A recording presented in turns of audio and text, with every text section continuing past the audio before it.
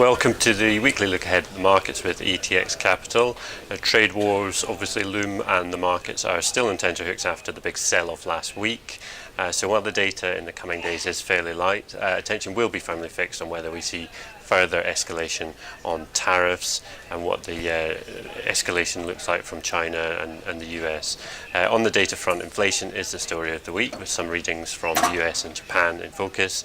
First up, the PCE inflation reading in the US, which is of course the Fed's preferred measure of inflation.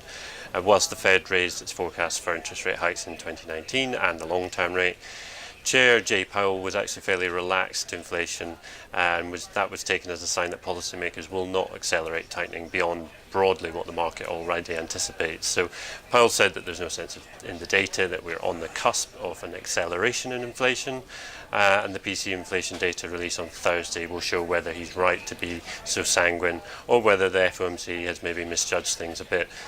Then in the early hours of Friday morning, we have a couple of important core CPI inflation readings from Japan, and that will help show how close the Bank of Japan is to meeting its target of 2%. With the market fixated on when the Bank of Japan will exit its mammoth stimulus package, inflation readings are a crucial indicator as to how close we are to that watershed moment.